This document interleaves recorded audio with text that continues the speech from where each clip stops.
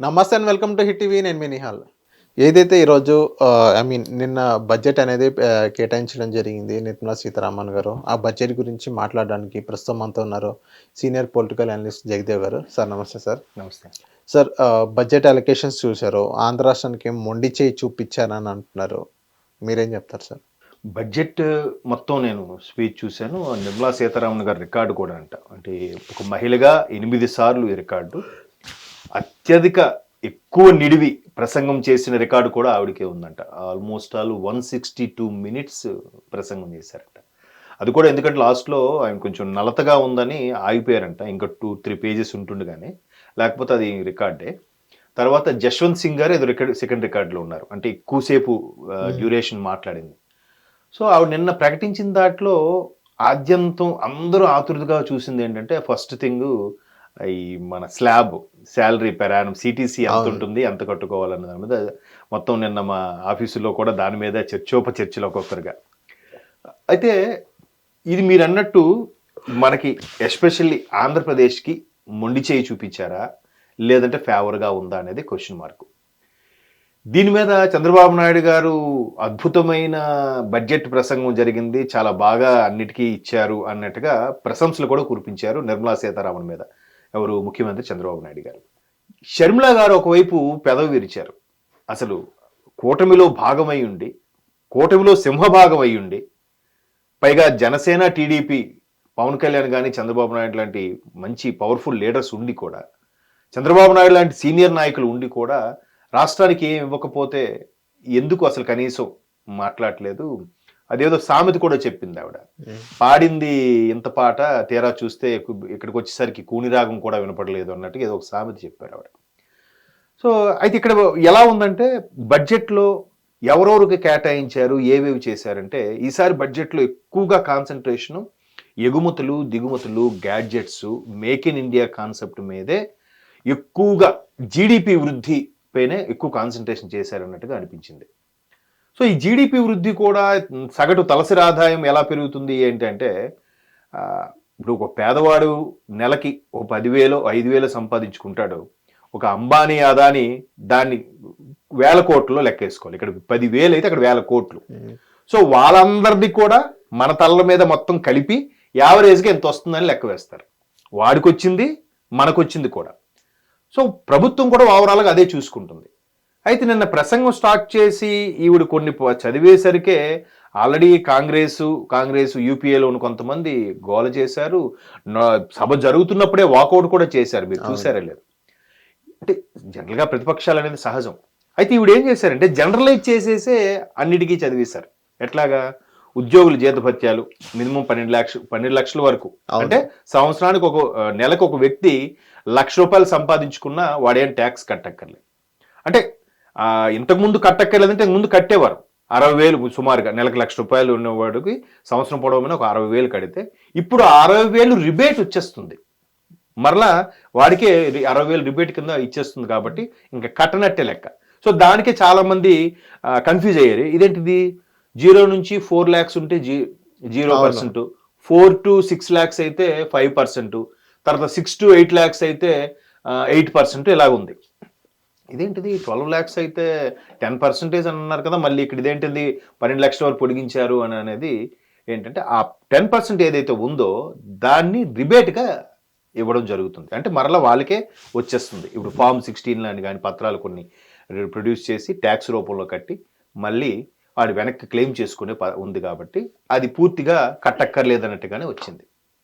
అయితే ఇప్పుడు దాని మీద కూడా సగటు ఉద్యోగి ఎవరైతే భారతదేశంలో ఉన్నారో వాళ్ళందరూ కూడా అదే 2.5 ఉంది, 3.5 అయితే బాగున్ను, 4.5 అయితే బాగున్ను, సంవత్సరానికి సిటీసీ 5.5 అయితే బాగున్ను, 6 చేశాడు, 7 చేస్తే బాగున్ను అనేది చాలా వరకు 7-7.5 వరకు ఉండేది ఇలాగా రిబేట్ది. అది కాస్త ఇప్పుడు 12 లక్షలు ఒక్కసారి అయ్యేసరికి అందరికీ ఒక పెద్ద ఊరట నిజంగా. అంటే సగటు ఉద్యోగికి. ఎందుకు సగటు ఉద్యోగి అంటున్నానంటే, భారతదేశంలో మిడిల్ క్లాస్ ఎంప్లాయీసే ఎక్కువ, మిడిల్ క్లాస్ పీపుల్ ఎక్కువ. అంటే ఒక 100 మంది భారతీయులు తీసుకుంటే అందులో కేవలం 4% మాత్రమే ధనవంతులు ఉన్నారు.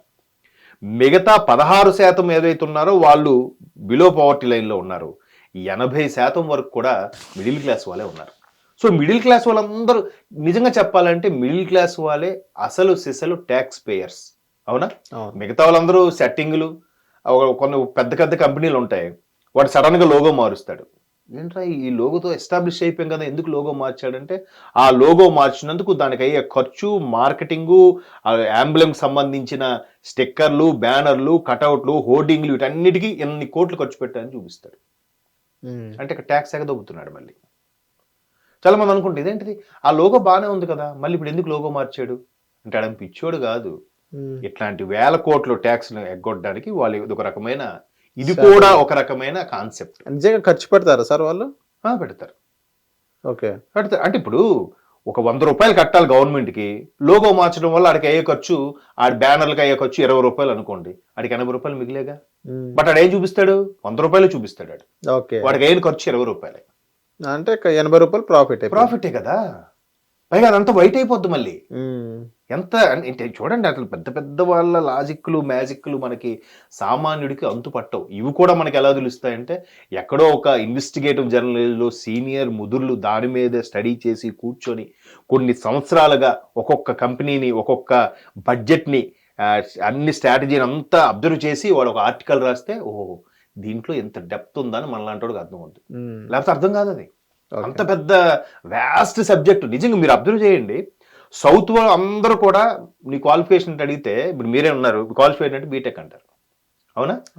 వేరే ఇంకా ఎంసీ అంటాడు, ఎంబీఏ అంటాడు, లేదంటే డిగ్రీ కంప్యూటర్, బీకామ్ కంప్యూటర్స్ ఇవన్నీ అంటాడు. అదే మీరు నార్త్ వాళ్ళని ఎవరికైనా వాళ్ళ సెలబ్రిటీలు ఒక ఇంటర్వ్యూ చేసి చూడండి, వాడు సింపుల్గా బిఏ పాలిటిక్స్ అంటాడు, ఎంఏ అడ్మినిస్ట్రేషన్ అంటాడు. మీకు అర్థమవుతుందా? బిజినెస్ అంటాడు, ఫైనాన్స్ అంటాడు, ఇట్లాగా అడ్మినిస్ట్రేషన్, పాలిటిక్స్, ఫైనాన్స్ ఇవే ఎక్కువ ఉంటాయి. ఆనర్స్ అని, బిఏ ఆనర్స్. ఏం చేసావు సబ్జెక్ట్ అంటే ఫైనాన్స్ మీద బిఏ ఆనర్స్ చేశాను అంటాడు. మీరు ఎవ్వరు చూడండి, ఈవెన్ పెద్ద పెద్ద హీరోయిన్ సెలబ్రిటీలు కూడా వాళ్ళ చదువులన్నీ కూడా ఢిల్లీ పరిసర ప్రాంతాల్లో పెద్ద పెద్ద హిందూ కాలేజు, లేదంటే ఏదేదో శ్రీరామ్ కాలేజ్ లాంటి కాలేజీల్లో ఈ ఫైనాన్స్, పొలిటికల్ అడ్మినిస్ట్రేషన్ వీటి మీదే ఉంటారు.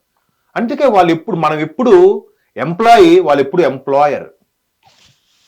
మీకు అర్థమవుతుందా? వాడు ఎప్పుడు బిజినెస్ మ్యానే. మనం ఎప్పుడు అడిగే, మనం ఎంత పొజిషన్, ఎంత చదువులు చదివినా ఆ బిజినెస్ మ్యాన్ దగ్గర చేతులు కట్టుకుని ఉండాల్సిందేగా. అదే నార్త్ వాళ్ళు నిజంగా వాళ్ళ పెరిగిన వాతావరణమో, లేదంటే వాళ్ళ తినే ఫుడ్ అలా నేర్పుతుందో తెలియదు, కానీ అట్లా ఉంటుంది. సో అంటే నేను ఇవన్నీ ఎందుకు చెప్తున్నానంటే, అంత బిజినెస్గా ఆలోచించేవాడు ఖచ్చితంగా వాడు ఇంటర్మీడియట్ స్టేజ్ నుంచే కూడా ఎట్లా సంపాదించాలి, ఎలా కమాయించాలి, ఎలా ఎక్కడ చూసుకోవాలి. And more over corporate style కూడా వాడిది బాగుంటుంది నార్త్ వాడిది. ఎట్లా అంటే, వాడి ఇంట్లో ఒక పండగ చేసుకున్నాడు, ఆ పండగ చేసుకుంటే ఆడితో పాటు ఆడి కింద పనిచేసినోడు కూడా ఆ పండగ రుచి చూపిస్తాడు, వాడికి కొత్త బట్టలు కొంటాడు, వాడికి స్వీట్లు పంచుతాడు. మన దగ్గర అలా ఉండదు. కొద్ది మంది మాత్రమే కార్పొరేట్ కల్చర్ మెయింటైన్ చేస్తూ ఉంటారు. పండగ వచ్చిందా, బోనస్ ఇవ్వాలా, అది దాన్ని ఇంకో కింద డైవర్ట్ చేస్తాడు, ఇంకేదో చేస్తాడు, సరిగ్గా ఇప్పుడు మన జీతం ఇస్తున్నావు కదా, చేయరా అన్నట్టు చూస్తాడు. వాడు అలా కాదు, వాడు పని అలాగే అబ్జెప్తాడు, వాడిలో ఒక ఇంటి మనిషిలా చూసుకుంటాడు. మీరు అబ్జర్వ్, ఎస్పెషలీ గుజరాతీ వాళ్ళు, మహారాష్ట్ర వాళ్ళు, వాళ్ళ స్ట్రాటజీ డిఫరెంట్గా ఉంటుంది. తర్వాత మనకి ఉత్తరాఖండ్, ఉత్తరప్రదేశ్ వాళ్ళది కూడా ఒక డిఫరెంట్గా ఉంటుంది corporate culture. Okay. So coming to the budget. So ఇట్లాగా బడ్జెట్లు ఫస్ట్ ఈ శాలరీది అయిపోయిన తర్వాత ఎవరెవరికి ఏం కేటాయించారు, ఎవరెవరికి ఏం చేశారు అనే దాని మీద కీన్ అబ్జర్వ్ చేసి చూస్తే, కూటమిలో తెలుగుదేశము, జనసేన ఉన్నాయి కాబట్టి మనకి బాగానే ఉరుగుతుందని కూడా ఆశించారు. అయితే బడ్జెట్ అవ్వక ముందే కొన్ని శాంక్షన్ చేశారు మనకి. ఏంటి, ఈ అమరావతి క్యాపిటల్కి సంబంధించి 15,000 కోట్లు, 15 లక్షల కోట్లు, 15,000 కోట్లు సంథింగ్, 15,000 కోట్లు. ఆల్రెడీ సిఆర్డీఏకి 5,000 కోట్లు ఇది శాంక్షన్ చేశారు. మొన్న స్టీల్ ప్లాంట్ ఉద్యోగులు, అది ప్రైవేటీకరణ, ఇవన్నీ ఇబ్బందులు అవుతున్నాయంటే చెప్పి 11,000 కోట్లు దానికి శాంక్షన్ చేశారు. తర్వాత పోలవరం కూడా శాంక్షన్ చేశారు. ఇవన్నీ బడ్జెట్లో కాకుండానే అనౌన్స్ చేసినవి. బట్ ఇప్పుడే రేపు ఏప్రిల్లోనో మేలోనో బడ్జెట్ ప్రవేశపెట్టాల్సిన ప్రభుత్వం ముందుగానే ఫిబ్రవరిలో ఎందుకు ప్రవేశపెట్టిందంటే, ఈ బడ్జెట్ ప్రవేశపెట్టేటప్పుడు కూడా దానికి ఎవరైతే ప్రిన్సిపల్ సెక్రటరీలు ఉంటారో, చీఫ్ సెక్రటరీలు ఉంటారో, ఫైనాన్స్ సంబంధించిన వాళ్ళు, సీనియర్ ఐఏఎస్ ఆఫీసులు, వీళ్ళందరూ కూడా ఒక టీము ఒక దగ్గర కూర్చొని 2 నెలల పాటు కసరత్తు చేస్తారు. దేనికి ఏది కేటాయించాలి, వచ్చే రాబడి ఏంటి, ఖర్చు ఏంటి, రెవెన్యూకి ఎంత పెట్టాలి, రక్షణకి ఎంత పెట్టాలి, వ్యవసాయంకి ఏది ఇవ్వాలని వీళ్ళందరూ ఒక దగ్గర దగ్గర 20+ టీం మెయిన్ వాళ్ళు నేను చెప్తున్నా. పెట్టిన తర్వాత వీళ్ళందరికంట కనీసం మొబైల్ కూడా ఎవరంట, మొబైల్ కూడా తీసుకొని సెపరేట్గా ఒక బిల్డింగ్లో, అదే ఫైనాన్స్ డిపార్ట్మెంట్ బిల్డింగ్లో ఒక డీ బ్లాక్ అనే బ్లాక్లో పెట్టి, అంటే ఏ పాయింట్ కూడా బయటికి వెళ్ళకూడదు, ఎవరికి బయటికి వెళ్ళకుండా ఉంటేనే సరిగ్గా దేని మీద కేటాయింపులు ఉన్నాయి, దేని మీద రేటు పెరుగుతుంది, దేని మీద తగ్గుతుంది. ఇప్పుడు ఏం చేశారు, ఎలక్ట్రానిక్ గ్యాడ్జెట్స్ మొబైల్స్ మీద రేటు తగ్గాయిగా. సో అలా తగ్గుతాయని ముందే తెలిస్తే వ్యాపారస్తులు ఏం చేస్తారు, అమ్మో తగ్గిపోతుందని చెప్పి ముందే ఎక్కువ కొనేసి పెట్టేసుకుంటారు కదా. లేదంటే ఎక్కువ కొనరు, కొంచెం ఇప్పుడు రేట్ ఎక్కువ ఉంది తగ్గుతుంది కాబట్టి తర్వాత కొంచెం కొంటారు కదా. ఇట్లా తెలిసిపోతుందని ఆ ఆఫీసర్స్ అందరినీ ఒక బ్లాక్లో పెట్టి వాళ్ళకి ఫోన్లు కూడా ఇవ్వకుండా మొత్తం జాగ్రత్తగా మెయింటైన్ చేసి తర్వాత ఫైనాన్స్ టీము, ఫైనాన్స్ మినిస్టర్ కూర్చొని డిస్కస్ చేసి ప్రవేశపెడతారు. ఇప్పుడు ఇది ప్రవేశపెట్టిన తర్వాత కూడా ఇప్పుడు మళ్ళీ 2 నెలల్లో మొత్తం అన్ని డిస్కషన్లు, మంత్రివర్గ సమావేశాలు, ఆ మంత్రివర్గ సమావేశంలో మళ్ళీ ఏ శాఖలకు సంబంధించిన ఐఏఎస్ ఆఫీసర్లు, ఫైనాన్స్ శాఖకు సంబంధించిన ఐఏఎస్ ఆఫీసర్లు కూర్చొని మళ్ళీ డిస్కస్ చేసి దీంట్లో లేదు దీనికి కొంచెం ఎక్కువ ఇచ్చారు, ఇది తగ్గించి ఇవ్వండి అని ఒక అభిప్రాయం కూడా మళ్ళీ వెలిబుచ్చొచ్చంట. సో అలా చెప్పిన తర్వాత అప్పుడు మనకి ఏప్రిల్ నుంచి కానీ మే నుంచి కానీ ఇది అమల్లోకి వస్తాయి. సో ఇక ఫైనాన్స్ మినిస్టర్గా నిర్మలా సీతారామన్ గారు కామన్గా ఏవేవైతే అనౌన్స్ చేశారో అందులో మనకు కూడా ఉండబోతున్నాయి అని కూటమి ప్రభుత్వంలో ఉన్న టీడీపీకి, జనసేనకి మొన్న విశాఖపట్నం వచ్చినప్పుడు మోదీ గారు కొంత హామీ ఇవ్వడం జరిగిందంట. సో ఆ హామీ ఇచ్చారు కాబట్టే నిన్న చంద్రబాబు నాయుడు గారు నిర్మలా సీతారామన్ గారికి చాలా చక్కటి ప్రసంగం బాగా చేశారు, మంచి బడ్జెట్, అంటే రాబోయే రోజులకి వికసిత భారత్ ఏదైతే 2047 అనుకుంటున్నామో దానికి తగ్గట్టుగానే మీరు బడ్జెట్ ఇచ్చారు కాబట్టి వెరీ హ్యాపీ అండ్ కంగ్రాచులేషన్స్ అన్నట్టుగా చెప్పారు. అయితే అప్పుడే విపక్షంలో ఉన్నారు పెదవి విరుస్తున్నారా, ఏముందిలే అని షర్మిలా గారు కానీ, బుగ్గన రాజేంద్ర గారు కూడా, ఎక్స్ ఫైనాన్స్ మినిస్టర్ గారు. సో అలా అంటున్నారు. అయితే ఇప్పుడు దాన్ని ఒక్కసారి చంద్రబాబు నాయుడు గారు ఎందుకు పొగిడారు అంటే ఇది ఒకసారి చూద్దాం. నేను చెప్పినట్టుగా పోలవరం కూడా ఇంతకుముందు కొన్ని వేల కోట్లు శాంక్షన్ చేశారు, మళ్ళీ నిన్న బడ్జెట్లో శాంక్షన్ 3,000 చేంజ్. అలాగే స్టీల్ ప్లాంట్ ప్రైవేటీకరణ ఏదైతే వైసీపీ మమ్మల్ని 25 గెలిపించండి కేంద్ర మెడలు వంచి తెస్తామని జగనన్న ఇలా చూపించి చెప్పారో, ఏది గత 5 ఏళ్ళలో ఒక్క మాట మాట్లాడలేదు. ఇప్పుడు ప్రభుత్వం వచ్చిందో లేదో మోదీ గారు దానికి వచ్చారు. మోదీ గారు రాకముందే 11,000 కోట్లు స్టీల్ ప్లాంట్ ఇబ్బందుల్లో ఉంది, జీతాలకు కూడా ఇబ్బంది కలుగుతుందని చెప్పి శాంక్షన్ చేశారు. మళ్ళీ ఇప్పుడు 3,000 చేంజ్, మళ్ళీ 3,500 3,400 కోట్లు మళ్ళీ అదే స్టీల్ ప్లాంట్ శాంక్షన్ చేశారు. అంటే బడ్జెట్ లో శాంక్షన్ చేసిందే రాష్ట్రానికి కేటాయించినట్ట, బడ్జెట్ కి ముందు అనౌన్స్ చేసింది కేటాయించినట్టు కాదా? సార్ ఇక్కడ రైల్వే జోన్ సంబంధించింది ఏంటి, రైల్వే జోన్ ఏదైతే ఉందో అది వచ్చి శంకుస్థాపన చేశారు. ఇప్పుడు రైల్వే జోన్ కి ఎలాంటి బడ్జెట్ అనేది కేటాయించలేదు అని అంటున్నారు. అంటే ఇంకో రైల్వే బడ్జెట్ కూడా సెపరేట్ గా ఉందిగా మళ్ళీ. ఇప్పుడు బడ్జెట్లోనే రైల్వే బడ్జెట్ భారతదేశంలో, అంటే ప్రపంచంలోనే అతిపెద్ద రైల్వే వ్యవస్థ భారతదేశాన్ని, పైగా ప్రపంచంలోనే అత్యధిక ఎంప్లాయీస్ ఉన్న ఏకైక సంస్థ ఏదైనా ఉందంటే అది ఇండియన్ రైల్వేసే. అంటే నాకు తెలిసి ఎక్కువ ఎంప్లాయీస్ ఉన్నది రష్యన్ మిలిటరీ అనుకుంటా, సెకండ్ ప్లేస్లో ఇండియా రైల్వే అంట. ఒక రైల్వే విభాగం తీసుకుంటే ఫస్ట్ ప్లేసు భారతదేశ రైల్వేలో ఎక్కువ మంది ఉద్యోగులు ఉన్నారు, కొన్ని లక్షల మంది ఉన్నారు. సో అందుకు దానికి సెపరేట్ గా రైల్వే బడ్జెట్ కూడా భారతదేశ ప్రభుత్వం ఆల్మోస్ట్ ఆల్ 90s నుంచి ఎప్పటి నుంచో సెపరేట్ గా చేసి బడ్జెట్ ప్రకటించడం కూడా జరిగింది. సో దానికి ఇంకా ప్రకటించే టైం ఉంది. అండ్ మోర్ ఓవర్ మనకి దాన్ని ఏమంటారు, ఈస్ట్ కోస్ట్ సెంట్రల్ రైల్వే ఏదో ఇచ్చారు already. East coast the Bhubaneswar capital ఉంది, ఇప్పుడు విశాఖ జోన్ గా డిక్లేర్ చేశారు. మొన్న దానికి ఆయన శంకుస్థాపన చేశారు. అప్పుడు 2014 అప్పుడే శాంక్షన్ అయ్యింది, కానీ అది అలాగా బడ్జెట్లో సరిగ్గా కేటాయించకపోవడము, అదంతా అవ్వడము.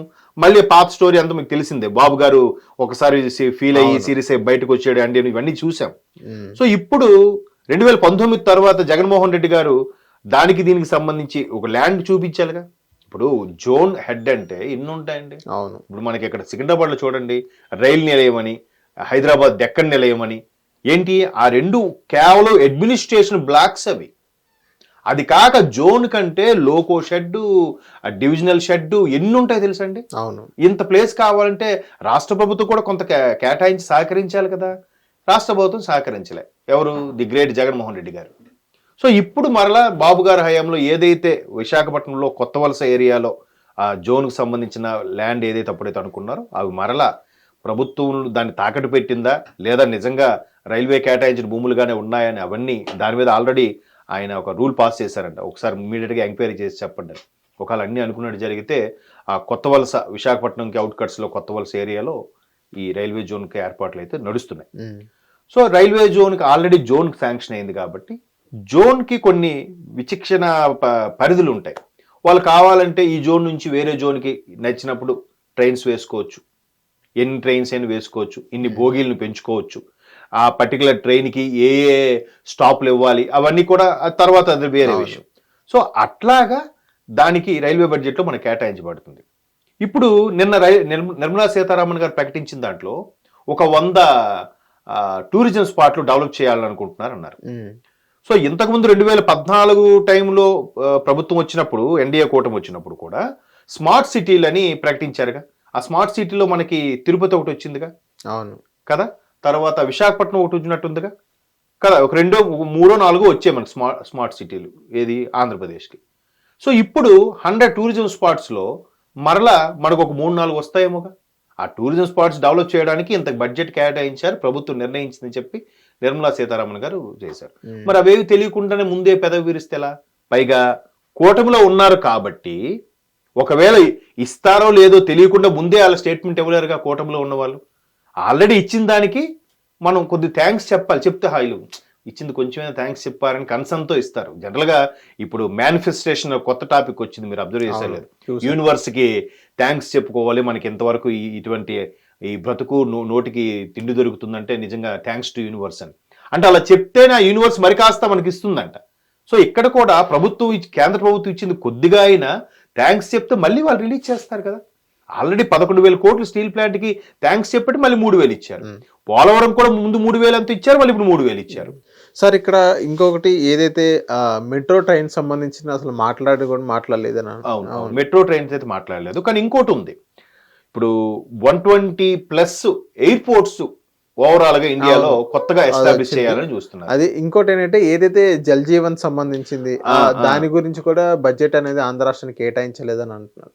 అదే చెప్తున్నానండి. ఇప్పుడు బట్ ఆ జల మిషన్ కి సంబంధించింది అయితే అది ఇంకా కొనసాగుతుంది, దానికి ఇంకా కేటాయిస్తున్నామని చెప్పి ప్రకటించారు. అలా ప్రకటించినప్పుడు నేను న్యూస్లో కూడా చూపించింది ఏంటంటే మోదీ గారు ఫోటో పెట్టి జల మిషన్ పెట్టి దానికి ఇన్ని వేల కోట్లు అని చెప్పి కేటాయించారు. కేటాయించినప్పుడు దాన్ని ఈ మొత్తం సుమారుగా ఈ 7-8 కేంద్రపాలిత ప్రాంతాలకి 28 రాష్ట్రాలకి కూడా పంచుతారుగా. ఆయా పరిధిల్లో ఆయా ప్రాంతాల్లో ఉండే నీటి ఎద్దడి బట్టి, నీటి కొరత బట్టి కదా.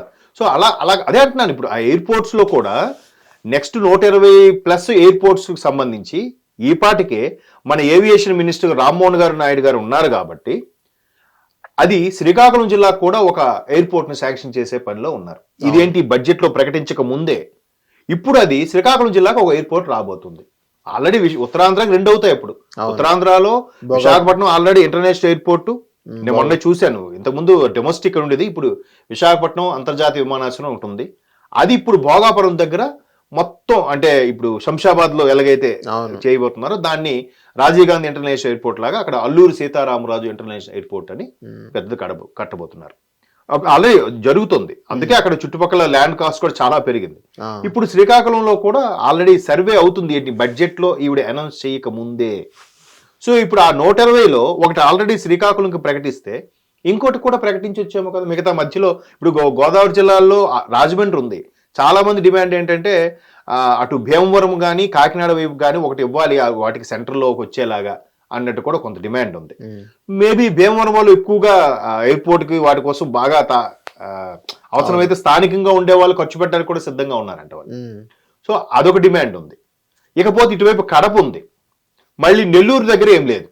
నెల్లూరు దగ్గర ఇటు తిరుపతి ఉంది, మళ్ళీ నెల్లూరు ఒంగోలు ఇటువైపు ఏం లేదు. సో అక్కడ మధ్యలో ఒకటి వస్తుందేమో కదా. ఇకపోతే రాయలసీమ ఏముంది, రాయలసీమ కడప తప్ప ఇటు ఈ 3 అనంతపురం కర్నూలు ఈ 3 చిత్తూరు వాటికి సంబంధించి కడప తిరుపతి ఉంది.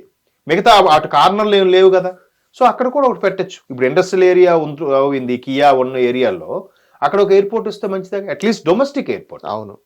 దానికి స్పెషల్గా బిజినెస్ వాళ్ళు వస్తే చార్టర్డ్ ఫ్లైట్స్తో వచ్చి దిగడానికి కానీ, లేదా బెంగళూరులో ఇంటర్నేషనల్ ఎయిర్పోర్ట్ దిగి అక్కడి నుంచి అక్కడికి బై రోడ్ రావడానికి కానీ ఛాన్సెస్ ఉంటాయి కాబట్టి అక్కడ దగ్గరలో కూడా ఒక ఎయిర్పోర్ట్ పెట్టాలని ఒక ప్రపోజల్ అయితే ఉంది.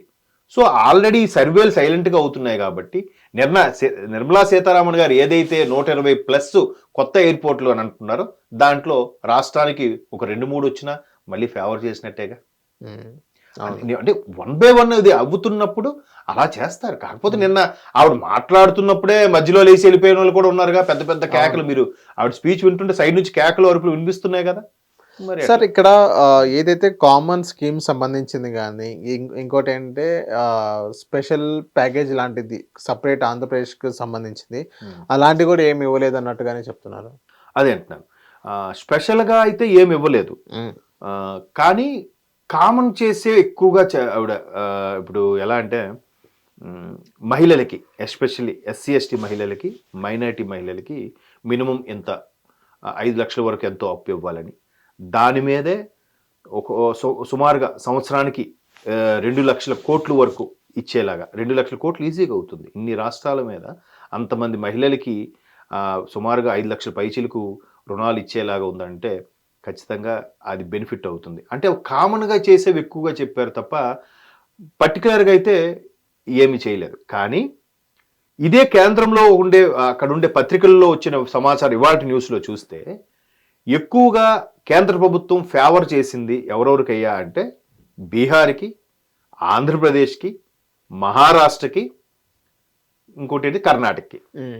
ఈ 4 రాష్ట్రాలకి ఎక్కువగా అన్ని రకాలుగా ఫేవర్ చేసింది అనేది ఇప్పుడు నేషనల్ మీడియా దుమ్మెత్తిపోస్తుంది. కాకపోతే ఇక్కడ ఆంధ్రప్రదేశ్ పేరే లేదు అన్నట్టుగానే కొంతమంది విపక్ష నేతలు అంటున్నారు ఆంధ్ర రాష్ట్రంలో. మరి ఇప్పుడు ఎంత బాగా చేసినా ఏదో ఒకటి అనాలిగా.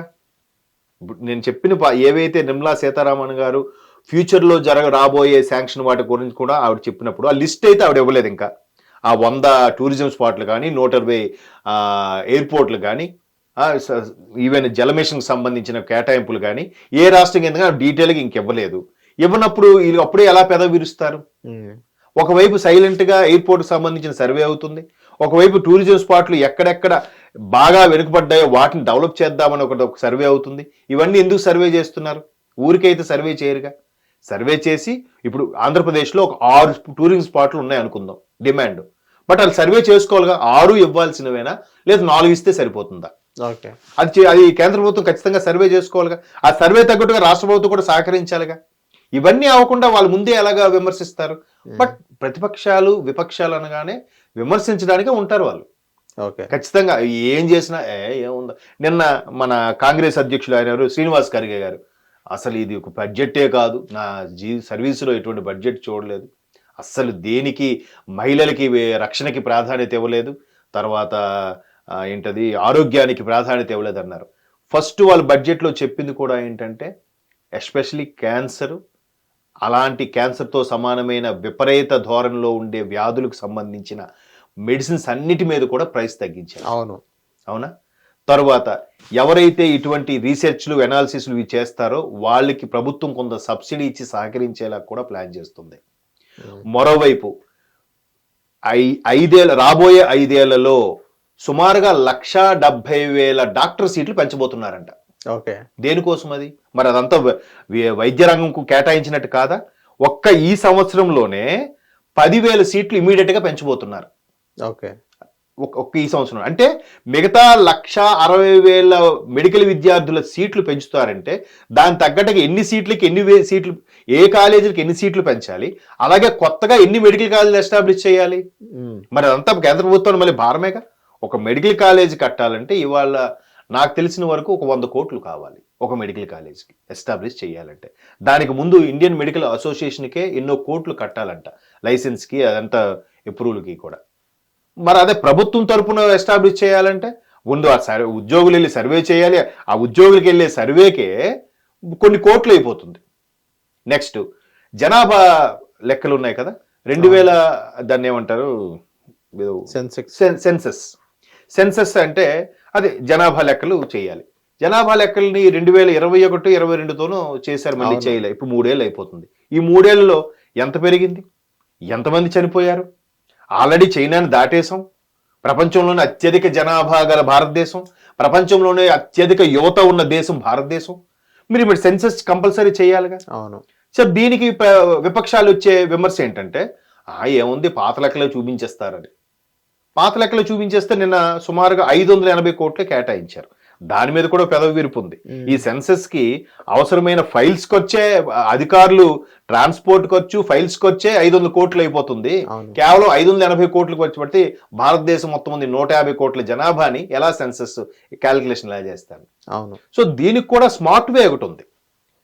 ఒకవేళ జనాభా సెన్సస్ కి ఎక్కువ పెడితే వీళ్ళు ఎంతమంది ఓటర్లు ఉన్నారో చూసుకోవడానికి ఇవన్నీ పెట్టారు, ఖచ్చితంగా వీళ్ళు ప్రభుత్వాన్ని కాపాడుకోవడానికి ఇవన్నీ చేస్తున్నారని కూడా అంటారు విపక్షాలు. బట్ ప్రతిది కూడా ప్రభుత్వానికి జనన మరణ రేట్లు ప్రతిదీ సర్టిఫికెట్ రూపంలో వెళ్తున్నాయిగా. అవును. దాన్ని బట్టి కూడా వాళ్ళు సెన్సస్ చేయకుండా కూడా స్మార్ట్ వేలో గ్యాదర్ చేసేయచ్చు. అవును, అంతే కదా. ప్రతి ఏ మూల ఎవడు పుట్టినా కూడా వెంటనే బర్త్ సర్టిఫికెట్ ఇష్యూ అవుతుంది, వెంటనే ఎవరిని చనిపోయినా డెత్ సర్టిఫికెట్ కూడా గవర్నమెంట్ ద్వారానే ఇష్యూ అవుతుంది, మీ సేవల ద్వారా ఇష్యూ అవుతుంది. ఇవన్నీ చేస్తే వచ్చేసినట్టే కదా క్యాలిక్యులేషన్ రానట్ట. ఆబ్వియస్లీ ఎక్కడైనా మిస్సింగ్ కేసులు, వాడు ఎలా చనిపోయాడు, వాడు మరణం ఇంకా క్లారిటీ రాలేదు, వాడికి ఇంకా చచ్చిపోయాడో లేదో ఇన్వెస్టిగేట్ చేస్తున్నాం, ఇట్లాంటిది ఎంత ఉంటుంది మహా ఉంటే పర్సంటేజ్ 10,000 మంది ఉంటారేమో భారతదేశం మొత్తం మీద ఒక క్లారిటీ రానివి. సో ఆ 10,000 తీసేస్తే మిగతా 140 కోట్ల మంది డేటా కూడా ఉంటుందిగా. అవును. సో అలా సెన్సస్ కూడా స్మార్ట్ వేలో చేయడానికి నిన్న బడ్జెట్లో కూడా కేవలం 580 కోట్లు ఏదో కేటాయించడం జరిగింది.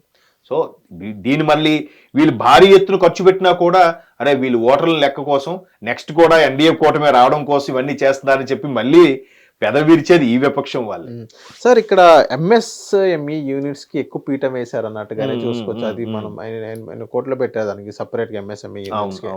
సో దానిపైన అదొక మంచి సైన్ కదా sir, middle class people exactly అదే ఆంధ్రప్రదేశ్ ఎంకరేజ్ చేయడం. మైక్రో స్మాల్ మీడియం ఎంఎస్ఎంఈ కదా, మైక్రో స్మాల్ మీడియం అంటే కుటీర పరిశ్రమలు ఇంటి వద్ద చేసుకునే వాటికి ముందు ప్రోత్సాహకాలు ఎందుకు ఇవ్వాలనేది ఒక కాన్సెప్ట్. అందులోనే అంతరించిపోతున్న కళలకు కూడా ప్రాధాన్యత ఉండబోతుంది. సో దాని ద్వారా ఎస్పెషల్లీ మహిళలకు కూడా ఒక్కొక్కరికి 5 lakhs వరకు కూడా లోన్ ఇప్పించి దాన్ని డెవలప్ చేసేలా చేస్తున్నారు. మరి ఇది మంచిది కాదా? అంటే ఓవరాల్గా వాళ్ళు అన్నీ చేస్తుంటే వీళ్ళు ఒక రాష్ట్రంగా చేస్తున్నారు, సామాన్యులకి ఏమైంది, వాళ్ళకేం చేస్తున్నారు అన్నట్టు కూడా ఉంది. అండ్ మోర్ ఓవర్ మనందరం ప్రధానంగా తెలుసుకోవాల్సింది, మీరు మంచి పాయింట్ చెప్పారు ఎంఎస్ఎంఈది, ఇంకోటి అంటే రక్షణ వ్యవస్థ కూడా. రాబోయే రోజుల్లో ఏది ఎలా ఉంటుందో కూడా తెలియదు, బట్ రక్షణ వ్యవస్థకి కంపల్సరిగా పెద్దపీట వేయాల్సిందే. అంతగా పెద్దపీట వేస్తున్నారు. వ్యవసాయ రంగము రక్షణ రంగంకి ఎక్కువ ప్రాధాన్యత నెక్స్ట్ వ్యవసాయ రంగంకి ఇవ్వడం జరిగింది. ఇప్పుడు వ్యవసాయ రంగం కూడా ఎంతసేపు నార్త్ వాళ్ళే రైతులా అండి, మిగతా వాళ్ళు రైతులు కాదా అండి? మిగతా సౌత్ వాళ్ళకి అన్ని రాష్ట్రాలకి కలిపి బడ్జెట్, అది కేవలం ఉత్తర భారతదేశానికి సంబంధించిన బడ్జెట్ కాదు. పంజాబ్ రైతులు లాస్ట్ టైం పెద్ద హడావిడి చేశారంటే అది మొత్తం సెంట్రలైజ్ చేయడం వల్ల వాళ్ళకి రావాల్సిన నిధులు ఏవైతే ఉన్నాయో వాళ్ళకి మిగతా రాష్ట్రాలకు వెళ్ళిపోతున్నాయి, ఇష్టం లేక ధర్నా చేశారు. మనకు అది అర్థం అవ్వక అవునమ్మా రైతన్న చేయి మనం రైతులకు సపోర్ట్ ఇవ్వాలని చెప్పేసి ఒక్కొక్కరు స్వచ్ఛందంగా వెళ్ళి వాళ్ళకి వండి చేసి పెట్టడం, వాళ్ళకి గుడారాలు కట్టేవడం అన్ని చేశారు ధర్నా చేస్తున్న వాళ్ళకి.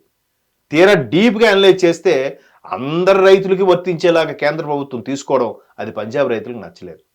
అంటే వాళ్ళ వరకే ఇవ్వాలి ఎక్కువ, అంటే అవార్డులు వాళ్ళకే, రివార్డులు వాళ్ళకే, పథకాలు వాళ్ళకే. అంటే సౌత్ వాళ్ళకి కనబడదా? సౌత్ వాళ్ళ మనుషులే కాదా? చెప్పండి మరి. అంటే ఇది ఎవరికి డెప్త్గా ఎవరికి తెలియకపోవడం వల్ల ఈ కబుర్లన్నీ మాట్లాడుతుంటారు. ఓకే, ఏదో నచ్చిన ఏదో మాట్లాడాలి కాబట్టి మాట్లాడతారు. ప్రభుత్వం అనేది మొత్తం 28 రాష్ట్రాలకి కూడా, ఇది జమ్మూ కాశ్మీర్ అలాగే ఇప్పుడు నేషనల్ టెరిటరీ అయిపోయింది కాబట్టి ఈ మిగతా కేంద్రపాలిత ప్రాంతాలన్నిటికి కూడా ఒక్కొక్కటిగా విధిల్చాలి కాబట్టి ఇవన్నీ చేస్తున్నారు. కాకపోతే సెంట్రలైజ్డ్ కామన్గా చేసినవి మాత్రం బాగానే చేసింది ఆవిడ అన్నట్టు. ఎంఎస్ఎంఈది సంబంధించి కానీ మెడికల్ సంబంధించిన ఏవైతే దిగుమతులు ఉన్నాయో వాటి మీద తగ్గించడం కానీ, తరువాత మేక్ ఇన్ ఇండియా కాన్సెప్ట్లో ఇంటర్నెట్ సంబంధించి ఎక్కువగా కాన్సన్ట్రేట్ చేస్తున్నారు. ఈ ఎలక్ట్రానిక్ డివైస్ అన్నీ కూడా గ్యాడ్జెట్స్ సంబంధించి వాటి మీద కూడా కొంత తగ్గిస్తున్నారు. సార్ ఇంకోటి ఏంటంటే ఇది మన EV batteries, ion lithium batteries కదా, లిథియం బ్యాటరీస్ సంబంధించి. ఇప్పుడు మీరు అబ్జర్వ్ చేయండి, రోజు న్యూస్లో మనం చూస్తున్నాం ఈ నగరం ఇంత పొల్యూషను, ఈ నగరం ఎంత పొల్యూషన్. హైదరాబాదు 5th-లోనో 6th-లోనో ఉంది పొల్యూషన్లో, మీకు తెలుసు కదా. మరి ఢిల్లీ ఎలా ఉందంటే ఈ శీతాకాలం వస్తే మరి పొద్దున్న 7-8 వరకు కూడా మన 10 అడుగుల ముందు మనిషి ఎవడున్నా కూడా కనబడ్డు, బికాస్ ఆఫ్ మంచు, పొల్యూషన్. కొన్నాళ్ళు కేజ్రీవాల్ గారు ఎలా పెట్టారు అప్పుడు రూల్, ముఖ్యమంత్రిగా ఉన్నప్పుడు ఈవెన్ నెంబర్స్ అన్ని ఒక రోజు, ఆడ్ నెంబర్స్ అన్ని ఒక రోజు రోడ్డు ఎక్కాలని పెట్టారు. ఎందుకు ఆ పరిస్థితి వచ్చింది? దాన్ని కంట్రోల్ చేయాలంటే ఖచ్చితంగా ఈవీ ఎలక్ట్రానిక్ వెహికల్స్ కానీ, ఎలక్ట్రానిక్ వెహికల్స్ అంటే నథింగ్ బట్ బ్యాటరీ ఛార్జ్ అయ్యి, ఛార్జ్తో పాటు పొల్యూషన్ లెస్ కదా, పొల్యూషన్ ఫ్రీ అంతా. సో వాటికి పెద్దపేట వేయాలంటే ఖచ్చితంగా ఆ లిథియం బ్యాటరీస్, ఏదైతే బ్యాటరీస్ అయ్యి పెద్ద ఉన్నాయో వాటి మీద ఎక్కువ కాన్సన్ట్రేట్ చేయడం వల్ల నెక్స్ట్ మార్కెట్లో రాబోయే కార్స్ అన్నీ కూడా ఇంకా డీజిల్, పెట్రోల్ ఉండవు, ఎలక్ట్రానిక్ వెహికల్సే, బ్యాటరీ వెహికల్సే ఉంటాయి. ఆల్రెడీ అమెరికా లాంటి దేశాల్లో సగానికి సగం పైగా ఎలక్ట్రానిక్ వెహికల్స్ వచ్చేసాయంట. ఇప్పుడు మన దగ్గర కూడా అది వచ్చేస్తే బ్రహ్మాండంగా ఉంటుంది. కాకపోతే అందరూ డిసప్పాయింట్గా ఫీల్ అయ్యేది ఏంటంటే, ఒక కారు ఛార్జ్ అవ్వాలంటే 6 hours వెయిట్ చేయాలి, 4 hours వెయిట్ చేయాలి అంటున్నారు. చూద్దాం. ఇదే మొబైల్ ఫోన్స్ మనం ఇంతకుముందు వాడినప్పుడు ఏం చేసేది, రాత్రి పడుకున్నప్పుడు పెడితే తెల్లారికి ఎప్పుడో ఛార్జ్ అయ్యేది. ఇప్పుడు ఏం చేస్తుంది, హాఫ్ అన్ అవర్లో అయిపోతుందా? సో డెవలప్ అవుతుంది. ఎప్పుడు దానికి కూడా ప్రభుత్వం ఇటువంటి నిధులు కేటాయించి రీసెర్చ్ చేసి, లిథియం బ్యాటరీని దీన్ని ఇంకేవైనా మూలకాలు కలిపితే ఇంకా బ్యాటరీ బ్యాకప్ ఎక్కువ వస్తుందా అన్నట్టు కూడా చెక్ చేస్తారు. ఇప్పుడు ఇక్కడ కూడా మళ్ళీ 2 వేరియేషన్స్ ఉన్నాయి. 2-wheeler బ్యాటరీ కార్లు అనుకోండి, అదే ఈవీ వెహికల్స్ అనుకోండి, వాడు కొంచెం ఫాస్ట్గా వెళ్తే త్వరగా అయిపోతుందంట. బట్ కార్లకు మాత్రం ఎంత ఫాస్ట్గా వెళ్ళినా దాని ఛార్జ్ అంతే అవుతుందంట, ఆ 6 hours వస్తుందంట. అది బెటరే కదా. అవును. పికప్ కూడా మొన్న మేము కార్లు వెళ్తుంటే పక్క నుంచి జమ్మని 120 స్పీడ్లో వెళ్తున్నాడు ఈవీ కార్లు కూడా. ఈవీ పికప్ బాగుంది కదా. మరి మనిషి ఏం కావాలనుకుంటాడు, టైం సేవ్ అవ్వాలి, at the same time pollution ఉండకూడదు. ఇది ఒకసారి ఛార్జ్ పెట్టేస్తే అందరూ ఏం ఫీల్ అవుతున్నారు, ఫస్ట్ పెట్టుబడి ఎక్కువ పెట్టాలి, తర్వాత అంతా మన ఇంట్లో ఛార్జ్ చేసుకుంటే మహా అయితే ఎంతో కొన్ని యూనిట్స్ ఎక్స్ట్రా అవుతుందేమో, అంతే. ఆ పెట్రోల్ 120 రూపాయలు 115 రూపాయలు కొనుక్కునే బదులు దీనికి మహా అయితే ఛార్జే అవుతుంది కదా. ఒక రోజుకు 100 రూపాయలు అయినా అక్కడ రోజుకి ఎంత అవుతుంది, కనీసం 1000-2000 అవుతుంది పెట్రోల్కి. ఇక్కడ రోజుకు 100 రూపాయలు యూనిట్కి అయినా చాలు, హ్యాపీయే కదా. ఎంత save, pollution save, energy save.